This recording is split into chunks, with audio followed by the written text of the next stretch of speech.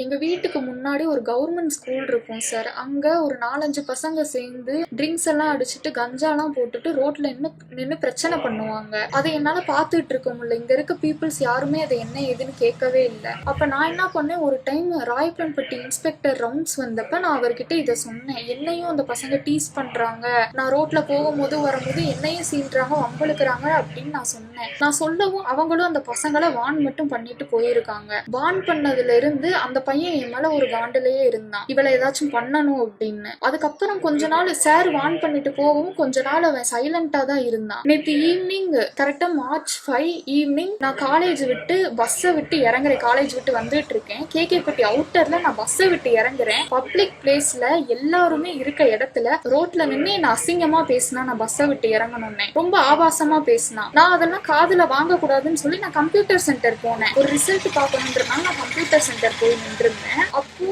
அந்த கம்ப்யூட்டர் சென்டருக்கு வெளியே வந்து நின்று அவன் வேர்ட்ஸ்ல பேசிக்கிட்டே இருந்தான். எனக்கு பயமாயிருச்சு, என்ன பண்ணனே எனக்கு தெரியல. நான் ஒரு பொண்ணு தான் இருக்கேன்.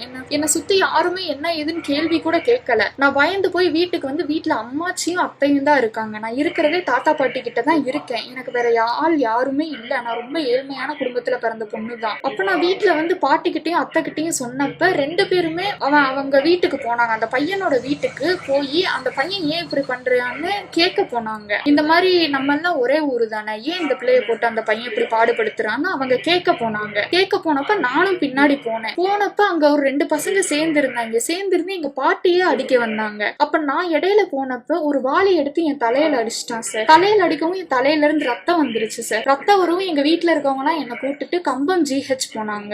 அதுக்கப்புறம் நான் போகும்போதே கம்பம் போலீஸ் ஸ்டேஷன்ல ஒரு கம்ப்ளைண்ட் கொடுக்கறன்னு தான் நாங்க போனப்ப அவங்க போட்டோ மட்டும் எடுத்து வச்சுட்டு நீங்க ஃபர்ஸ்ட் எய்ட் பண்ணிட்டு வாங்க அப்படின்னு சொல்லிட்டாங்க. அதுக்கப்புறம் நாங்க GH போய் ஸ்டிச்சிங் எல்லாம் போட்டதுக்கு அப்புறம் வீட்டுக்கு வந்தோடனே ராயப்பன்பட்டியில இருந்து இன்ஸ்பெக்டர் சார் எல்லா SI சார் எல்லாருமே வந்தாங்க. வந்து என்கிட்ட கம்ப்ளைண்ட் எல்லாம் எழுதி வாங்கிட்டு போனாங்க. ஆனா இப்ப என்னன்னா, எனக்கு அவங்க FIR போட்டாங்களா இல்லையா எதுவுமே எனக்கு தெரியல. என் கையில CSR காப்பி FIR காப்பி எதுவுமே இல்ல. FIR போட்டாங்களான்னு எனக்கு தெரியல.